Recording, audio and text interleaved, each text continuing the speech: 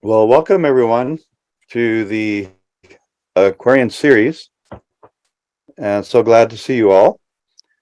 And my name is Jonathan Colbert. For anyone who hasn't been to this series before, and I'll be functioning as your announcer and I guess as your chair.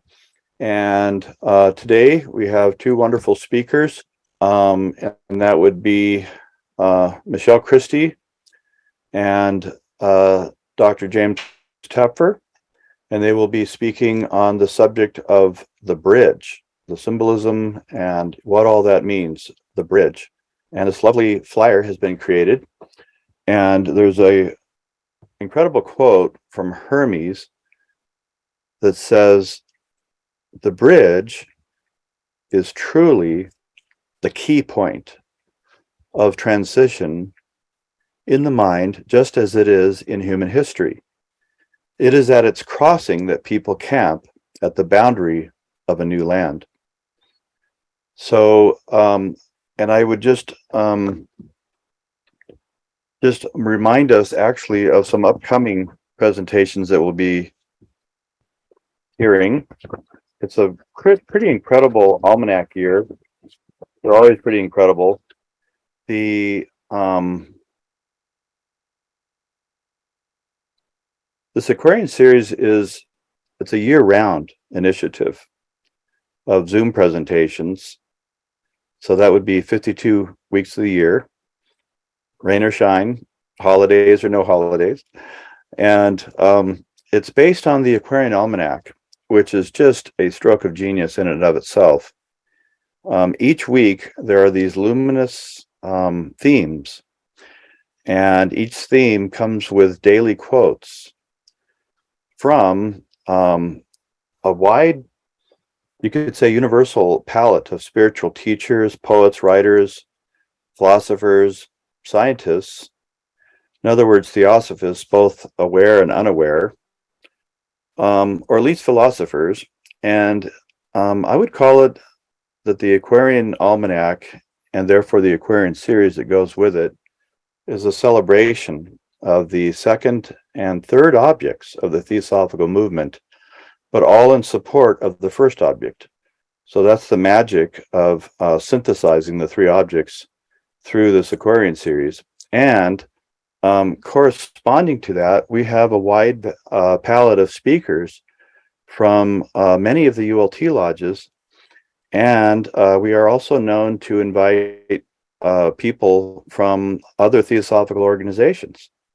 And it's becoming quite a bridge builder, this Aquarian series.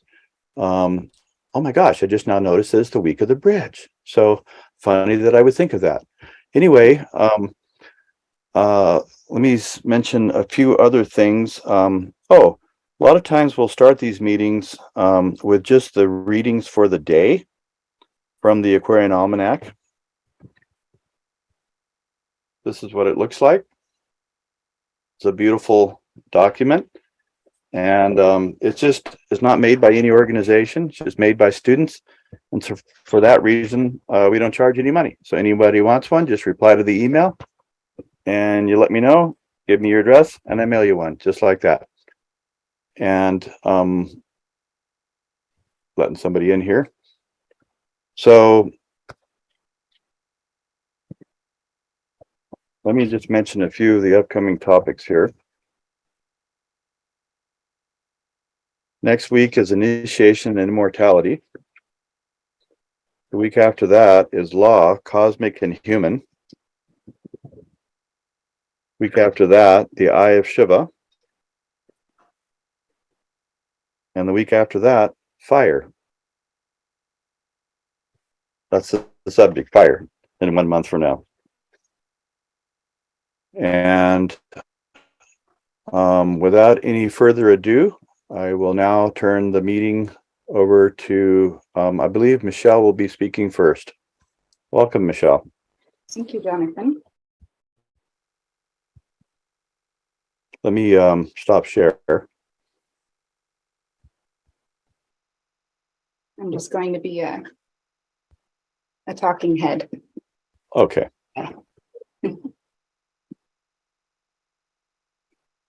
So thank you everyone for coming tonight.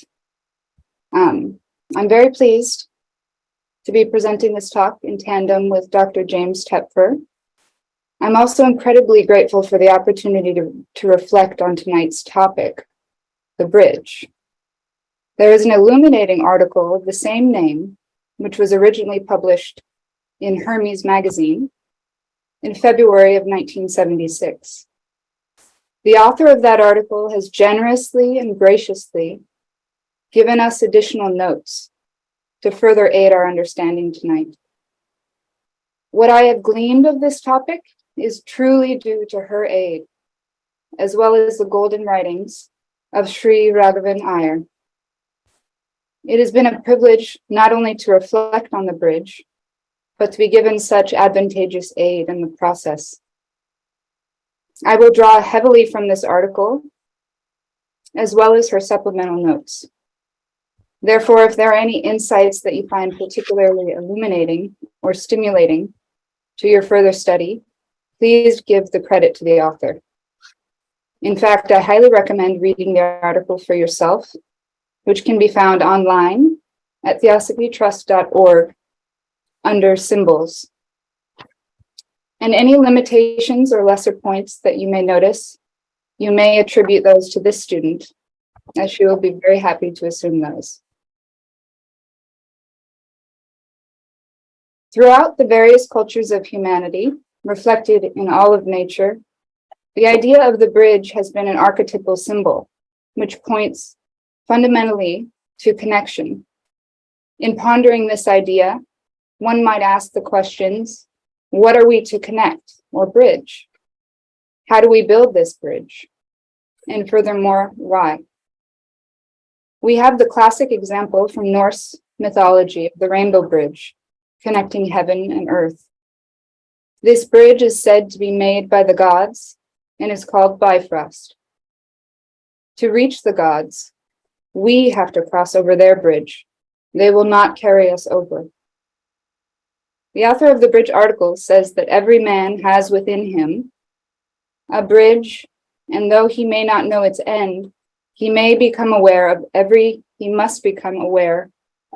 detail of its nature in order to realize its full potential in consciousness.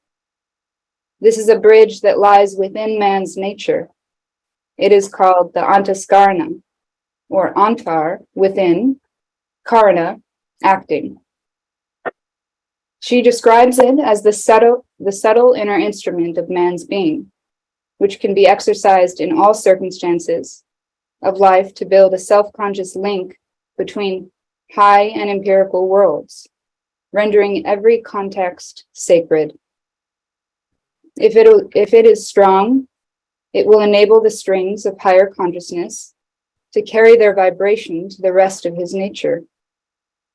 Great virtue is needed to realize and cross this bridge, virtue in the sense of knowledge. In The Secret Doctrine, H.P. Blavatsky describes the first and second logos, also named Vajradhara and Vajrasattva. Atman, our seventh principle, being identical with the universal spirit, and man being one with its essence. What is then the monad proper? It is that homogeneous spark which radiates in millions of rays from the primeval seven, of which seven further on.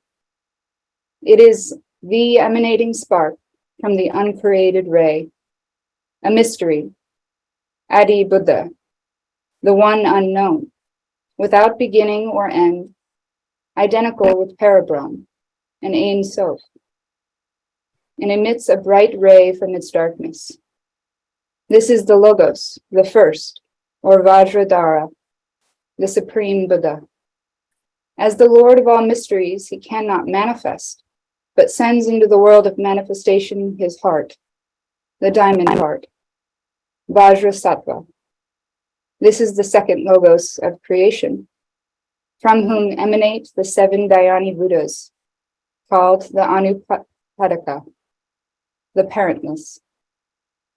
These Buddhas are the primeval monads from the world of incorporeal being, the Arupa world, wherein the intelligences on that plane only have neither shape nor name in the exoteric system, but have their distinct 7 names in esoteric philosophy.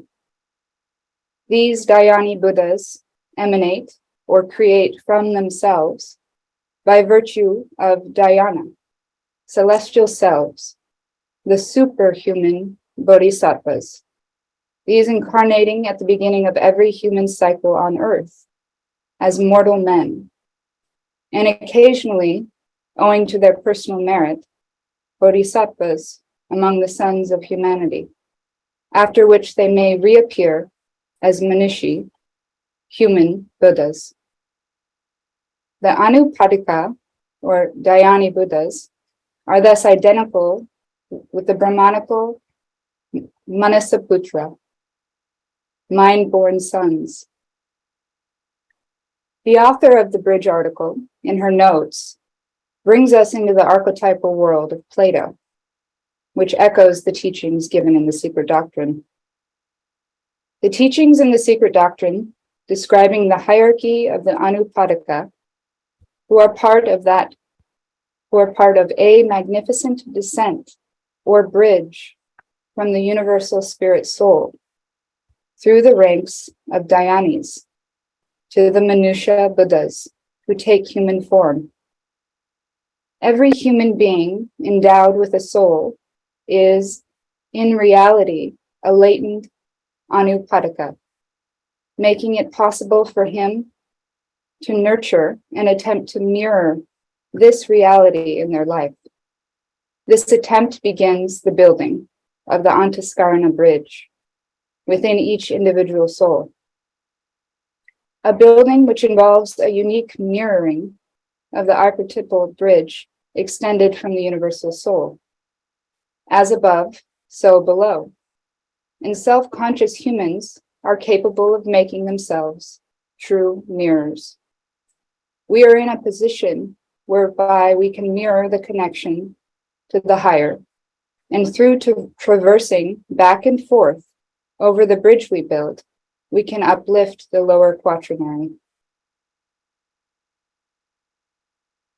From these teachings, we can gather that what we are attempting to bridge or connect to is the higher self. Because of this descent or bridge of universal spirit soul, or Atma Buddhi, it is possible to mirror this reality in the individual soul through manas, the mind, the mirror. The macrocosm mirrored in the microcosm, as above, so below. It is this mirror of the bridge extended from the universal spirit soul that we are attempting to build when we speak of the Antaskarana, the ideational bridge, hence why the mind is so key in its construction. The author then states that the Antaskarana is built of thoughts capable of being assimilated and stored by the higher self. This bridge within us invites the descent of the 5th host of Dhyan Chohans into our consciousness. In a sense, these great beings are the bridge that offers us the possibility of reaching the source of all Dhyanis, which is at the core our very essence.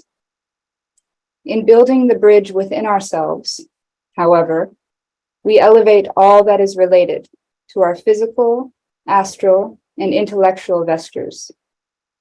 Again, the bridge is already there, but we have to realize it by building it. In doing so, we become like the bridge on a violin, the transmitter of the heavenly vibrations of the bodhisattvic music of the spheres.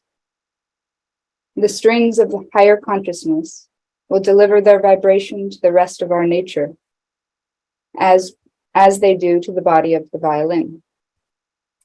It's no wonder then that great teachers are constantly pointing us towards reverence and devotion. From ancient Greece, Pythagoras states very clearly in his golden verses, In the first place, revere the immortal gods, as they are established and ordained by the law. In the 1875 cycle, H.P. Blavatsky reminds us of devotion in a passage describing the lighting up of Manas, 18¾ million years ago.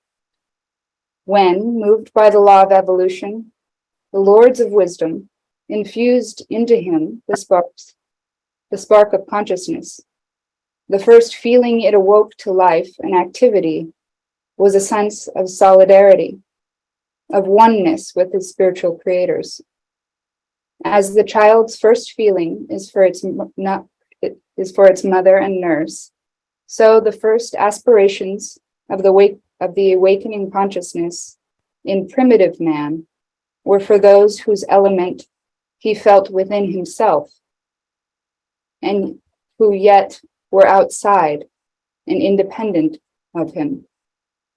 Devotion arose out of that feeling and became the first and foremost motor in his nature. For it is the only one which is natural in our heart, which is innate in us. In the 1975 cycle, Sri Raghavan Iyer, in his article on theurgy and transmutation, says, one may also grasp the fundamental importance of devotion to the brotherhood of bodhisattvas. For without devotion, it is impossible to tap the energies of Atma Buddhi. Manas is only as luminous as its capacity to focus consciously and radiate the Atma Buddhic light. This leads us to the next question. How do we build this ideational bridge? If a human being has the capability to mirror Atma Buddhic light within Manas, how can we do this? As we learn in theosophical teaching, the absolute cannot manifest. The light of Atma is mirrored in Buddhi. Thus, the sincere student must learn how to mirror Atma Buddhi in Manas and blend the two in one. The author gives us fertile correspondences which can aid in our metaphysical conception of both Buddhi and Manas. There are striking analogies and correspondences that can be made between the elements involved in building an actual bridge and those in building the inner bridge within. To build a bridge requires an extensive knowledge of materials and the forces of extension, tension, and compression. Expansive and contractive energy must be blended to produce maximum tensile strength. There must be an alternation of the two forces. Compression compacts volume and produces heat. Tension reduces heat as two components pull away from each other. Buckling can happen with too much compression, while snapping can occur with too much tension. The mutual pressure should be equally borne by all the parts as the process proceeds, and care should be taken to avoid producing lateral pressures. Focusing on the universal expands the mind, but it is the heart that must be touched in the process of extending ourselves along the bodhisattva path, if we would truly generate the centrifugal power of Buddhi. However, this must be countered and balanced with the centripetal or compressed focus of higher manas in order to ensure the structure is solid. Like those affecting everything in physical nature, the centrifugal and centripetal forces of the heart and mind are, in actuality, two sides of the same coin. In building the inner bridge, we must consciously realize this by fusing them together. A fine thread capable of achieving this must be sewn into the fabric of both in fine and evenly spaced stitches if the merger is to be solid. One must move like an inchworm, one step forward, one step back, studying and meditating but allowing gratefulness to seep into every encounter. If striving in meditation bypasses the compassion one might have for a fallen creature, or the gratitude we feel for the presence of nobility in nature and in other humans, there will be a misalignment in the construction. Here we can see clearly how the centripetal and focusing force of manas and the centrifugal or expansive force of buddhi must be fused together, alternating together. When we can place and focus the mind on a noetic idea, the very nature of the ideation substance is of a higher nature. It involves a mobility of the mind towards the Akashic plane, rather than the lower astral. It is pointed out in the article that if a physical bridge is made of light and highly compacted material, it can achieve a great length. So too, if the thought forms we project are derived from Akashic matter, they will extend out through space, linking securely with other forms in the universal realm. This is an excellent example of the care that needs to be taken in regard to the mind plane, the necessity to study and place the mind and heart on impersonal, noetic ideals. Another analogy that is given in bridge building is the necessity to implement false work or skyhooks. False work is a term used to describe a temporary support system used in the construction of bridges, while the permanent structure is being built and extended across. Similarly, skyhooks are implemented as overhead hooking points for temporary stabilization. The author corresponds these temporary skyhooks and false work with our sincere mental efforts upon the path, which provide a framework as we inch our way over an unknown span in our search for truth. Often, sadly, the false work is mistaken for the real bridge. Its complicated mental constructs can lend the illusion of having spanned the abyss of ignorance. Therefore, it is important to stress a continuous process of learning and letting go. H.P. Blavatsky's famous passage on Jnana Yoga is apt in this regard. She reminds us that throughout the process of learning and delving into the unknown, that mental pictures will arise. It is a time to be on guard and refuse to be deluded with the idea that the newfound and wonderful picture must represent reality. It does not. These images, mental false work, and skyhooks are necessary, but in the end we must abandon them in order to rest upon the truth itself. Just as the voice of the silence states, that in order to become the knower of all self, thou hast first of self to be the knower. We must become aware of every detail of the bridge in order to realize its full potential. We must understand, this is a quote, we must understand the nature of the materials we use and consider accordingly, the possibilities and limits they present. The length of the span may require piers placed in the bedrock of the river to be bridged. In building a physical bridge, the process of dewatering may be applied. We can remove water from where we plan to build the piers by building temporary square dams around the point where we wish to place them, pumping out the water within the dams and exposing the bedrock. In building the inner bridge, humility and trust are required. We must be humble enough to accept that the extension of our leap into occult insights may need support or peers, and realize that in slowing down the job by building the square dams, we can capture the obstructive torrent of ephemeral influences and thoughts and remove them in order to strengthen the true perception of the soul that must be built into the bedrock. As we slowly build our piers, trust in the stability of our trajectory into the unknown will grow. The quote for this week in the Aquarian Almanac says, "The bridge is truly the key point of transition in the mind, just as it is in human history. It is at its crossing that people camp at the boundary of a new land." This is a reminiscent link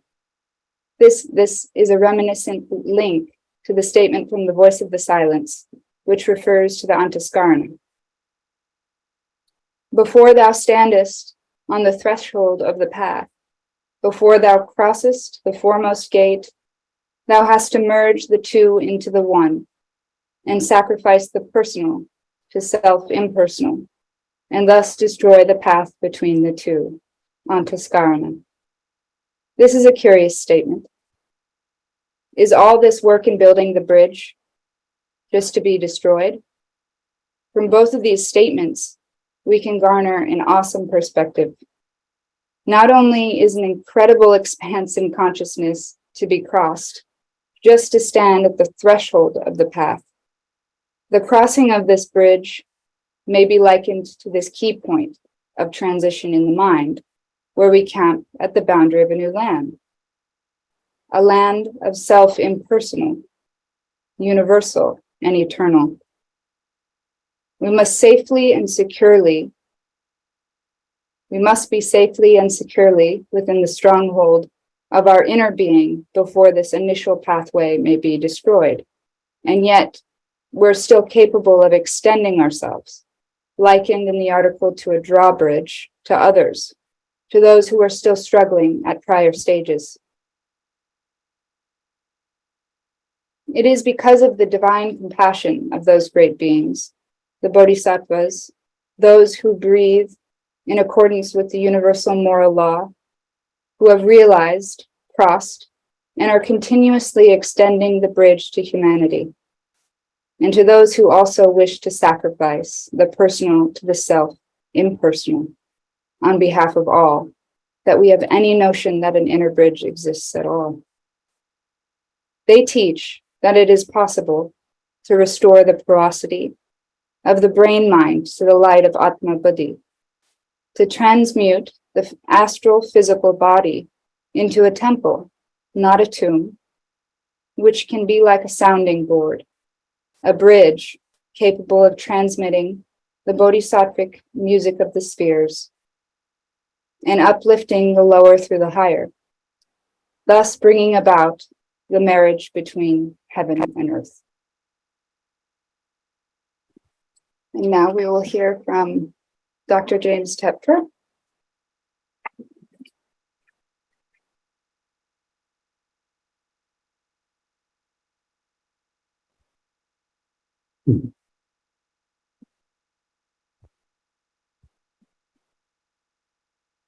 Thank you, Michelle. Truly wonderful, truly wonderful. As we have heard, there are many symbolic meanings to the notion of a bridge.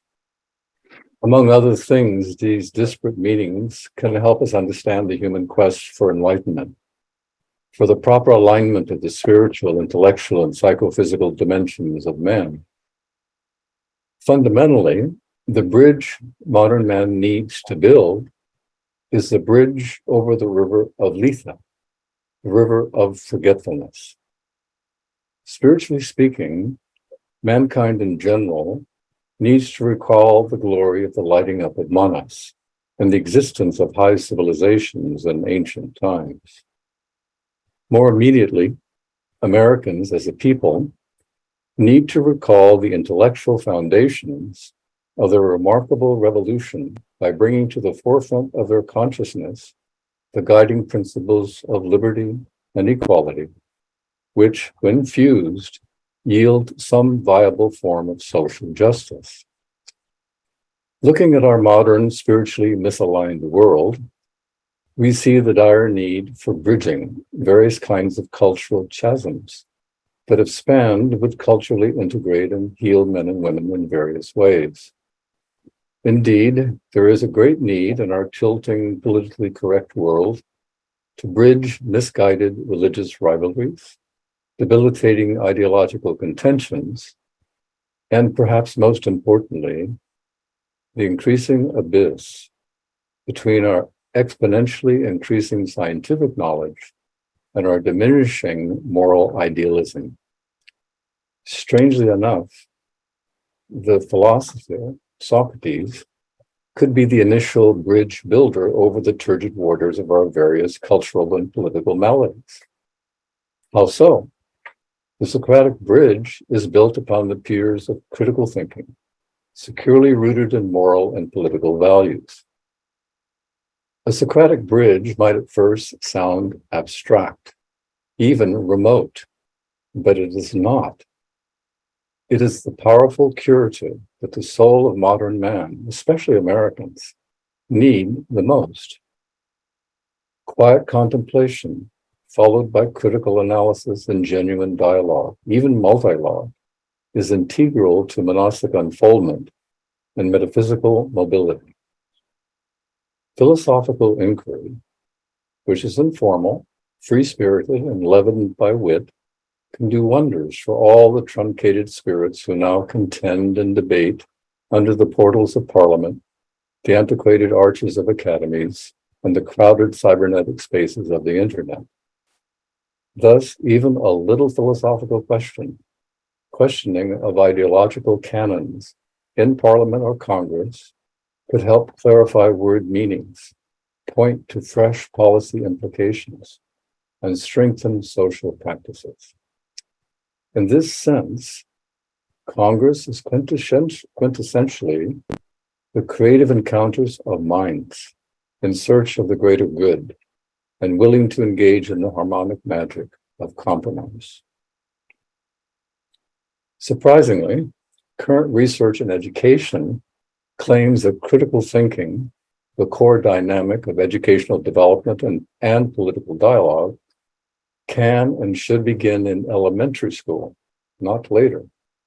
The state of New Jersey, for example, is already committed to teaching critical thinking in the first grade. Furthermore, there's almost unanimous consent that critical thinking begins with asking open-ended questions and ends with integrating different perspectives. This is true for young children as well as for adults. These discoveries are wholly Socratic in spirit. If a Socratic bridge is necessary for political crossing to the other side, where the principles of liberty, equality, and social justice live in dulcet harmony, then what about the increasingly large communication abyss that so many face in their varied relationships? Couples at odds over priorities, parents confused as to how to harmonize child rearing and career goals, friends looking for the elusive balance point between candor and sensitivity, and coworkers who engage in mutual blaming and shaming. A possible bridge over all these deep ravines is the one proposed by the psychologist Carl Rogers. It may be called a communication bridge, devised originally for married couples, but which can be applied omnidirectionally across the social spectrum. Rogers' method is based on the paradox that people fail to meaningfully communicate and connect with each other precisely because they erroneously believe that they have communicated and understood each other. The communication bridge devised by Rogers is one built on the piers of truthfulness, clarity, and unconditional mutual regard. Let me give you a minor illustration.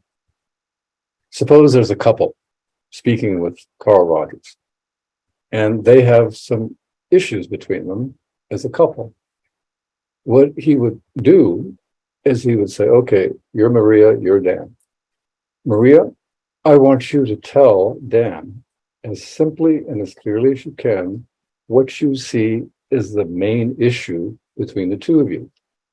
And Dan, on your part, I want you to be clear that you're not to say a single word. You're to listen. All right, says Dan. Okay, now, Maria, go ahead and tell Dan what the problem is.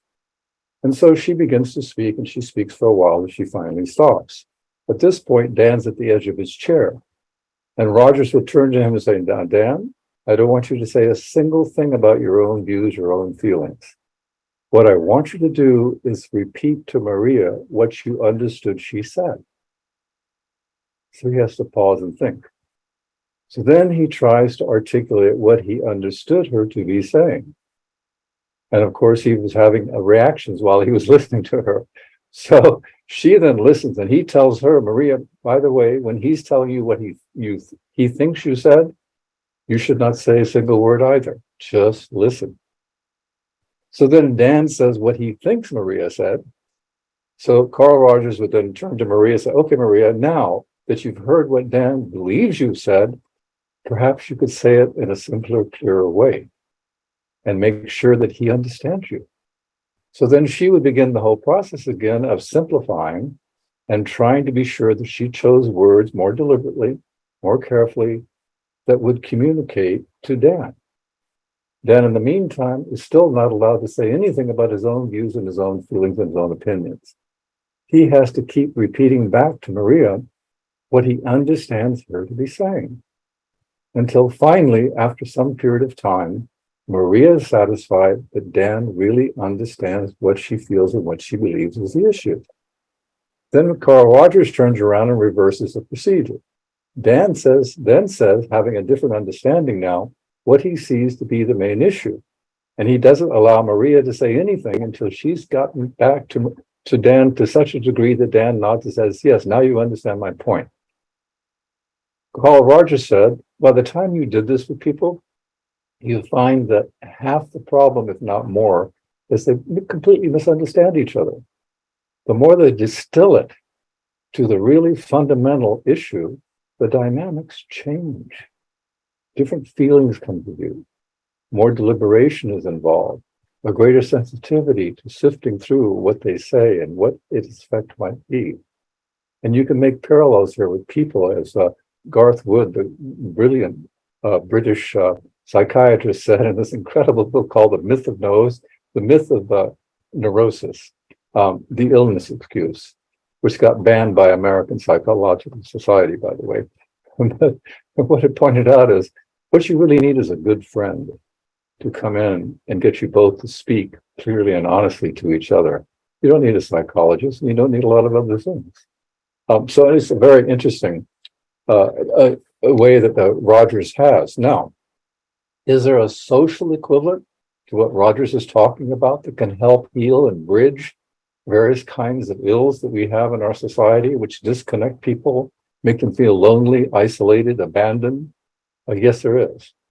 The social equivalent to Carl Rogers' approach to couples bridging is called calling in, which is opposed to calling out. Calling in is a bridge across the turgid waters of racism and obsessive political correctness. It was first proposed by African-American professor Loretta Ross of Smith College in 2020. Calling in counters the strong tendency to call out those who consciously or unwittingly commit racially prejudiced acts. Calling out usually results in some form of public shaming by virtue of its demands for public confessionals and some form of public atonement. However, with calling in, the offender is invited to privately engage in a dialogue with the injured party so that the perpetrator may be understood better and help to see why a minority person might be offended by their comments or actions. It is totally Socratic. Why? Because it involves raising questions, clarifying intentions as well as the meaning of terms, and it can result in the discovery of unexpected cultural meanings of certain public behaviors. Furthermore, calling in is primarily educative and not punitive. It promotes understanding and reduces insincere recanting or public attractions written by lawyers with an eye to saving lucrative sponsorships. In the final analysis, calling in is a racial harmony bridge which makes learning possible and fosters personal authenticity. Let me close by suggesting that one of the most important bridges to build for the flow of traffic from the Piscean age to the Aquarian age, from the river of forgetfulness to the river of soul reminiscence, is actually a Gandhian bridge of sorts. Let us call it the bridge of vow keeping. As Gandhi once said, the problem is not that most people in the modern age don't know what is right, but that they don't have the courage to do what is right. When they do enact what they know to be true and right, it affects a revolution in the lives of others for the good, and eventually gives birth to a deeper self within. What then is the pivotal act that helps us bridge the gap between an intellectual understanding of rightness and its courageous practice? The courage to do what is right rests in the taking of and the keeping of a vow. And it is the unconditional element in a vow that gives it its spiritual power and makes keeping it so possible. I'll illustrate this by retelling a story from a theosophical text written for children. It is called The Knights of the Silver Shield. I will embellish the story a bit, but my telling will still be true to the primary character of the tale. The story goes like this. King Arthur has a round table of knights. They're all committed to upholding right against might. And on one occasion, he calls all the knights together because this is a crisis in the kingdom. So they all gather around the table, sitting equidistant from the center, and King Arthur is simply the first among equals. And he looks around the table at all the knights, including a new knight by the name of Sir Rowland. And he tells all the knights, gentlemen, knights, the giants have invaded the kingdom. They're harming people.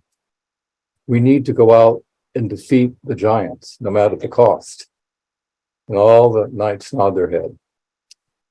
And he said, now, remember, before we go out into battle, every one of you has a silver shield. And as we all know, the silver shield is a magical shield. That is, when the battle is over and we return to our castle and we sit around the table, those of us who are left can raise our shields and they'll glow brightly if we have been courageous internally in our battle. And they will not glow so brightly if we have not been as brave as we should have been. And everyone nods their head in agreement. And then King Arthur says, now, before we go into battle, go over the bridge, across the moat, and into the lands, you, Sir Rowland, as the youngest of the knights, the newest of the knights, I charge you with staying here in the castle. Sir Rowland is shocked. He grimaces, but he tries not to grimace. And the other knights look at him and nod their head. That's appropriate. That's appropriate. But Sir Rowland can't contain himself. He says, my liege, please don't leave me in the castle. I need to go out and do battle. They're not going to bother the castle. We're going to be engaging them. When he looks around the table, all the other knights are looking with their eyes down. They can't quite believe the cheek of this young knight. So he senses that somehow he made a misstep. And King Arthur just looks at him and said, I repeat, your order, your honor is on the line. You are to stay in the castle and prevent any giant from entering in. And Sir Rowland realizes that the best thing he can do is to pledge his word that he will. So he pledges to all that he will stay no matter what he hears, cries of agony or whatever, he's not to go to their rescue. He's to stay and uphold the castle. So all the knights leave, And when they do, he draws back the half of the bridge from the moat. He draws back the bridge that's over the moat. And he waits. And as time passes and the afternoon begins to go into evening, he hears cries, yells of battle going on intensely in the distance. And he so wants to go. Everything in his blood is telling him to go and engage in battle. And then he imagines himself going in at the last minute, coming in and rescuing everyone. And therefore, King Arthur saying, what a great thing you did. But every time he wants to do this, his conscience bothers him. His sense of honor is at stake. He gave his word to King Arthur that he would stay at the castle. Well, time passes. Pretty soon he hears a voice. He turns around and he looks and sees a figure coming towards the castle on the other side of the moat, of course. And he notices an old woman. And she's coming along with her cane, comes up to the end of it, and she looks pretty pathetic. And he's curious about her, and at the same time, he sees that she looks perhaps like she's in some kind of need. And he calls out to her, who goes there? What is it you wish? She says, oh, young man, I am an old lady. And as you can see, I'm in need. Could you please give something to an old lady? And Sir Roland immediately feels his sympathies flowing towards this person because he's not a hard-hearted person. He's just a hot-blooded person. And when he looks at her and she looks so pathetic, he's tempted to let down the drawbridge and go across and help her. And then he realizes, no, his conscience kicks in again. And fight as he must, he can't let himself take the bridge down. So this elderly lady begins to kind of whine pathetically, trying everything possible to pull upon the strings of sympathy and affection and concern for the aged and for so forth. And every time he feels tempted, he stops himself and reminds himself, well, I can't do it. I can't help in battle. I can't help the old woman. What am I worth? And so he says, I'm sorry. No matter what you say, I made a pledge of my word. And I can't. When the knights come, they can help you, but I can't help you now. And of course, she begins slowly to pull off her coat, and up you see the form of a giant who used the magic of illusion to try to deceive Sir Roland. And Sir Roland realized he was almost completely beguiled by the seeming pathos of this particular giant who took on a form. And the giant runs away. Well, later, the knights return. And when they return and they sit around the table, the wounded are being taken care of. Those bodies of those who had been killed in action were being taken care of as well, prepared for the funeral pyre. And those left sit around the circle of the round table. And King Arthur congratulates them because they did defeat the giants, although it did cost them. And so everyone has their shield, and he asks them to raise their shields, and many a bright shield was raised. And finally, Sir Roland, who didn't want to raise a hand, much less a shield, was asked to raise his shield, and he did. And King Arthur said, knights, look. They all looked at Sir Roland, and his shield was pulsating with light. And he said, I don't know what you did, Sir Roland, but the shield never lies. Whatever you did today was far more important than what even we did. So I congratulate you. And you see, from this standpoint, it illustrates the primary point of Gandhi. The Gandhian bridge is interesting because it integrates the American quest for social justice with the Indian understanding that vows are critical to all efforts of reform, whether of self or of society. So clearly, the building of a bridge across the divide of the river of forgetfulness is not going to be easy, but the effort to do so can lead to a second birth. And that in turn would release a spiritual ethos that elevates the whole of mankind in a most wonderful way. So just to make the point, final point, it seems like so many problems in America is because so few people who matter, who could make a difference, who could set an example, have the courage to take a stand and the courage to raise questions and the courage to be questioned themselves and the courage to have their own behavior examined equally with examining the behavior of others. So that all the bridges that could be built to help people reconnect and reconnect to principles that are at the foundation of having a republic of conscience can be reestablished. Because clearly that kind of healing, which is moral and spiritual, would be such that people would find that there is something golden in America. There's something still bubbling into the hearts and minds of many people who are quiet and silent and don't make a big show of things, but who really are genuinely committed to the American dream, which is not material, to the pioneers which are not physical, to pioneering, because it's got to do with changes in consciousness, changes in the heart, kind of awakening the alpha heart and being able to use one's intelligence in a luminous and helpful way.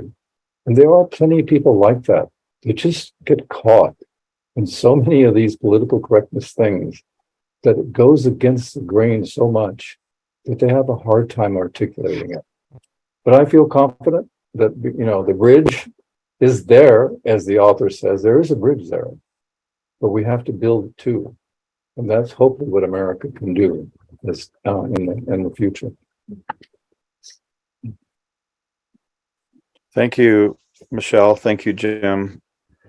So much food for thought and for the heart, and just so much integrity in these two presentations. We now have time for discussion, and I'm sure that both of our speakers they can be a panel and they can answer questions as they see fit. Does anybody have a question? You're free to, you could start off by raising the hands because we all know how to do that.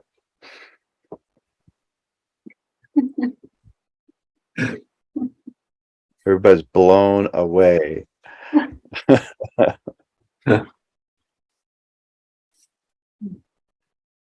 I have a question.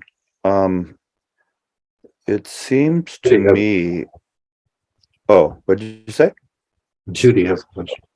Oh, Judy, go ahead. Go ahead, Oh, Judy. okay. Yeah. All right. Wonderful presentations, both of you. There is so much complexity in the field of communication, and I think you addressed it, that people often don't communicate with each other, and they don't know why, and they don't even know they're not communicating. Exactly. Yeah. This has been addressed by psychologists. It happens in the family, the workplace, all kinds of situations, and it can lead to a great deal of non-compassionate behavior. And sometimes it's difficult, even just for different generations, to communicate with each other, let alone people from different cultures. And so in a sense, what is, I think you mentioned Dr. Rogers. Maybe if you could articulate a little bit more what his solution is to this, having people repeat what they said in front of him, or somehow pointing out that their particular behavior in some cases has been quite inappropriate or hurtful. I think that is something we need to think about and address in daily life. Yes, he had the view that he wasn't an existentialist psychologist or therapist like Viktor Frankl, but he did have the view that people fundamentally, the rock of their relationship was unconditional mutual respect. If that was possible, if that was there, then you could creatively deal with a number of misunderstandings or emotional issues by bringing that to bear. And he did it. His method was when you got people together face to face, and they were forced to, basically by the rules of engagement that he established, they were forced to listen to each other and to repeat what they understood, which often they don't. That to him solved half the problem. Then from that point on, when he got clear on what the real issue was, he would be able to help guide them along. I remember Gandhi had this statement. He says, so many human relational problems are solved by certain mantras, one of which is, I apologize. Simple, I apologize. And he said the one that's really the challenge is, I was wrong. He said, try practicing, I was wrong. Yes, you were right. He said, it does wonders to relationships. The answers are so simple and so near, but we've gotten so our personalities have become so distorted by so many things in our culture that we've lost what's natural. And Rogers feels all he was doing was helping people reconnect with what was natural. They usually nine times out of 100, a couple that marries loved each other at the time of their marriage. They might have had misconceptions about each other or illusions about each other, but fundamentally, they cared for each other. And what happens, how does that get lost and how does it get recovered? And you see all this too with the race relationships. How many people will remember when it's relevant, when it counts, what Martin Luther King stood for? Who's willing to repeat it and articulate it when there's violence going on? It has to be done by someone who's committed to a larger vision, who's committed to going beyond revenge or getting even or making people pay. That never works. So it takes a kind of intrepid, a kind of valor to do that. But it's returning to something simple. And it can only be effective if it's voiced. And it's usually most effective when it's voiced with someone who's taking risk in voicing it. People begin to respect the person who can stand tall and hold on, come what may. So anyway, those are just some thoughts on that, but others, you might have some thoughts and others might too. David, do you have some thoughts? You reminded me talking about Martin Luther King. Uh-huh. I just remember a statement of his that it's not the words of our enemies we remember, but the silence of our friends. Oh, that's a good point. Yeah. Einstein said the same thing he said, the problem, he said, why I admire Gandhi so much is because he could really forgive his enemies. I struggle forgiving the German people for what they did to the Jews. And I really struggle with it. That's why I can admire Gandhi so genuinely. For people who scarce believe such as one as this ever walked upon the earth. He meant that when he said it. Yeah. Maurice? Yes, thank you both for wonderful talks and such inspiration. And if we're speaking about a bridge, what occurred to me is that tomorrow is Thomas Paine's birthday. Mm-hmm. And among Thomas Paine seemed to be an omnidirectional bridge in so many ways. As a true theophilanthropist, he was able to basically illuminate who a human being really was within the age of reason, and to try to allow people to discard a lot of superstitions, particularly religious superstitions, but also monarchies and all the rest of it, which actually was a catalyst in his writing, like Common Sense, to have an American revolution by the citizens. He also actually tried to get a patent on a bridge. And he never was able to get the funding for it, but he actually tried to get bridges built in the early colonies because they had waterways. And in order to unite people, they would have to move across through these bridges, especially in the Northeast. And it seems to me then that bridge is a uniting factor, whether you're uniting the higher or lower self or others. And Paine also, of course, through these new ideas, actually ignited the whole Western world, because it was not just a revolution in America, but also in France and in England. And José de San Martin and Simón Bolívar took the ideas to South America. So there's really something that's kind of electric and illuminating when one can tap into the energies that allow a new connection and a new sense of identity and unity. Anyway, I wanted to mention that, but possibly one or both of the speakers might want to comment on more about this notion of kind of illuminating this bridge. Well, one of the things that came to mind, thank you so much for bringing up Thomas Paine, and there's actually a reference in the Bridge article to Thomas Paine.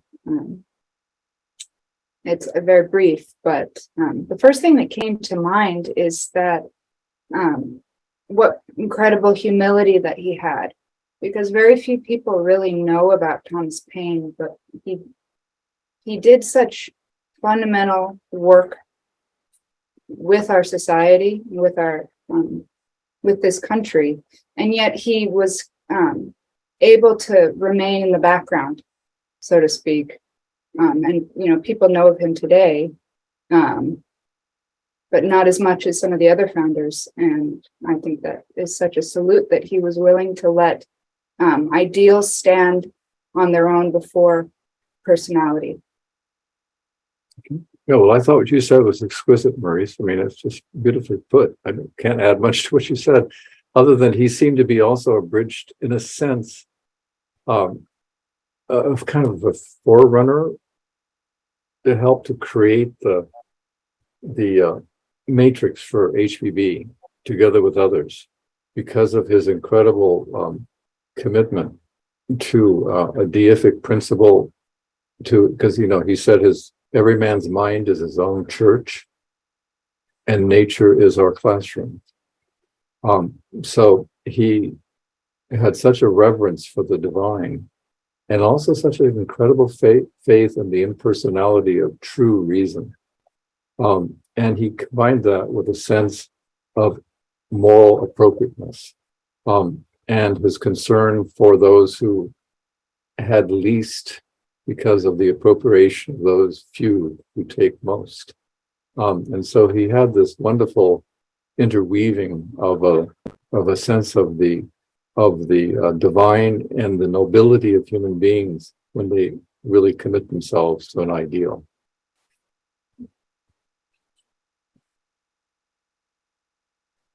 I think what I'm getting from these presentations is this incredible variety of approaches to thinking of the bridge. We are given this kind of archetype in the Voice of the Silence about the Antiscarna and so forth.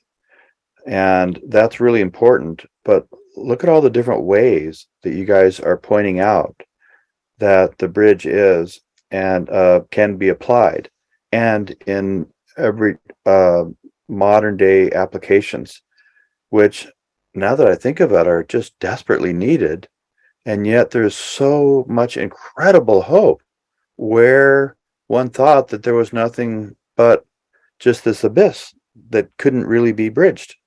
And as Gandhi says in one of these quotes, he says, it's easier to bridge the oceans that lie between continents than it is to bridge the gap between individuals or peoples. But what you guys are doing here, you guys are creatively infusing in the idea that there is such thing as bridging. And it seems that part of this bridging idea is that the separation is actually an illusion.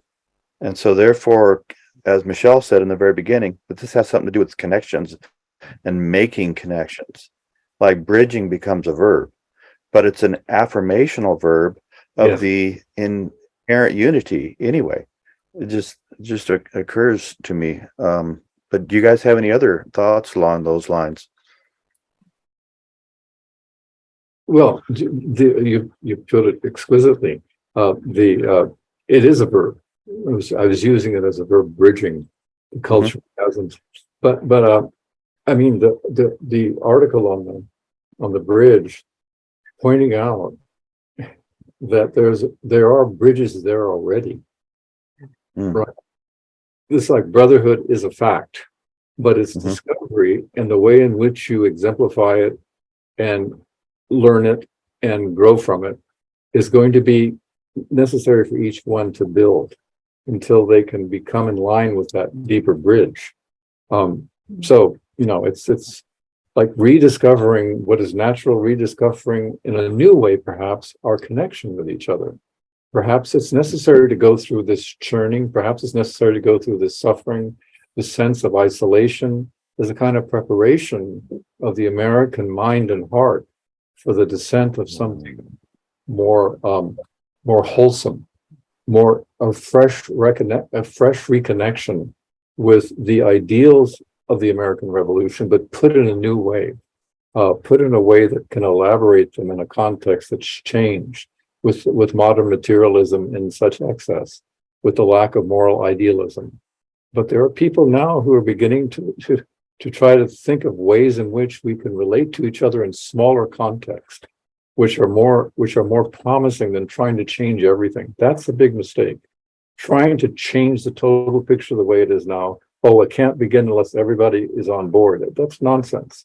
Gandhi said that's a big mistake. Do what you can where you can. Enough people do it, and there's far more causality involved than a lot of people weakly trying to do something with mixed motives. Another thing was, before we get to Kirk's question, I was pulling out of both of your talks, patience, creativity, and commitment. And that would be the case even in building, engineering a bridge, with, choosing all the right materials, and, dewatering, the humility that was spoken of about that. Think of all the patience and nativity with that. As a contractor, I've actually done dewatering, so I could relate to that. And you can't do any of these things hastily. They have to be done slowly, and you have to think things through from different angles and so forth, like Carl Rogers was, helping people do. It just seems like so. It's just all this bridge building. There's just so much to it, and yet there's so much hope. Do you have anything to say to that before Well, about that? it definitely does seem like it's a slow process. But, every single drop, so to speak, counts. And, when we engage in the higher, that doesn't go away. Those actions that they get stored in the higher self, and we can pick that up anew in the next incarnation, till eventually, drop by drop, that all adds up. So it is slow, but I definitely think that there's hope, and that's why I think it's so key and important to connect up to higher beings that have already spanned that bridge, so to speak, because they're, like the article is saying, that they really are the bridge in a sense, because we're not separate entities, and we can connect up to them, and because people have gone before, it makes it easier for those that come after. So Thank you very much. No. Will you take a question from Kirk Radine? Oh, thanks, Jonathan. And thank you both, Michelle and Jim, really pristine, very moving talks, both very different, but unique and helpful in their own way.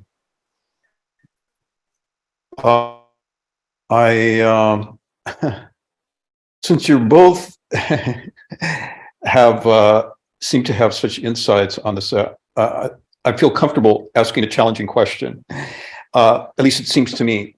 So, sort of drawing off Jim's talk about Roger's recommendation, starting at the fundamental level in terms of marriage partners who have made a fundamental commitment to one another and are trying to work out the issues that have arisen, the differences and the lack of listening and so on. But in other cases, like we see, written large on the political field, you have positions taken, for example, by the left and the right, where there seems to be really no basis for the use of reason because of fundamental facts, fundamental agreement about the present conditions and the aims and goals that should be pursued on behalf of the greater good, are that there isn't even a basis for a conversation there, a reasonable transaction to take place. It seems it's so broken. And we may have, at a more personal level, we may have experiences like that where we're trying to reach a person by being as clear as we can with our expressions, raising questions, trying to have an authentic dialogue, and just simply not being able to come together for there to be sort of a meeting of minds there. Whether that's because of illusions one person is holding or preconceptions and so on, or it could just be a certain perversity of the mind by oneself or the other. But there just seems to be like a missing, an incapacity really for meeting. And I'm just wondering, in such a case, what would be the recommendation? What would be some steps to take, a person could take to try and, incrementally build something that otherwise just seems not to be possible? well, when you have a negative thought, so to speak, you don't sit there and argue with it. That just creates attachment over and over again. And I think that when there's a circumstance like that where you can't even reason at all, any extension almost creates a reaction back. I think that it's better just to move on to what you can do, because remember, when we focus our mind on something, we're giving strength to that. And so if we sit in front of the television and engage in this kind of nonsense and perversity of the mind, we're just strengthening it in that sense. Whether or not we see any immediate results, it is working. It is, our thought really does have power, even almost more power than I think that can happen on the physical plane. And, getting together in small groups even, or even if you don't have others and it's just internally within, I think that can have a profound effect on humanity, much more than we think that is possible. And so that is my advice, at least. If I could, Jonathan, I'd like to read something, Kirk.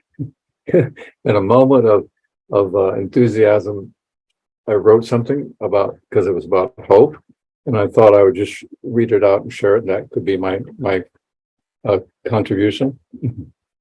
The Republicans are narrow-minded and deluded. The Democrats are self-righteous and hypocritical. However, in their private thoughts, where no media spokesman or constituent or co-enabler can invade, they are ashamed. They all know that they are letting their country and their conscience down, but they can only think binomially or frame things in terms of unresolvable dilemmas that force them to choose one of two irreconcilable polarized positions. It's the thinking that is imprisoning them. They have become incapable of impersonal thought, incapable of political imagination, incapable of laughing at themselves, incapable of spontaneous enjoyment of someone's surprising brilliance, incapable of appreciating an insightful point being made by someone from a different political point of view, incapable of daring, incapable of trust and of being trusted. It is all sad. Now, if there is hope, it is reasonable to assume that there are those individuals inside as well as outside the political system who are indifferent to political correctness, who work quietly in the background, who keep their own counsel, who are alert to the genuine in others and wisely encourage it, and who whisper into the welcoming ear of the naive and inexperienced the prospects of a new republic of conscience, one etched in the sublime ether, above the froth and fury of the biosphere. These hidden heroes and heroines in plain sight are biding their time because they have touched the eternal and have become masters of timing. They know how to wait and how to give birth. Above all, they know how to revere noble predecessors, and they can see in dreams and sense with the mind's eye those wise souls who are preparing to descend into Mialba for the sake of the civilizations of tomorrow.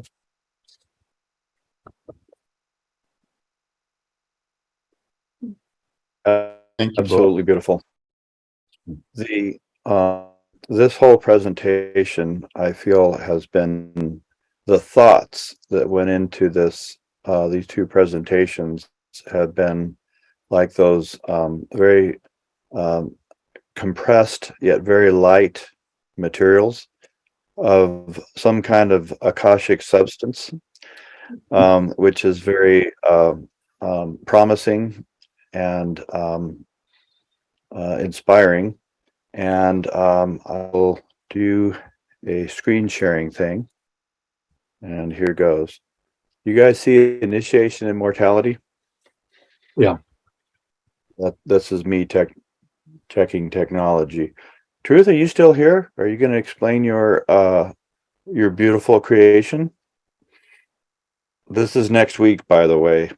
This is something we have to look forward to. I think that green thing up there is this green comet that's coming between this week and next week. And it would have to be that way between the week of the bridge and the week of initiation and immortality. How could it be otherwise? Truth, you have anything else that you know about this comet? Or does anybody know anything about this comet that's coming?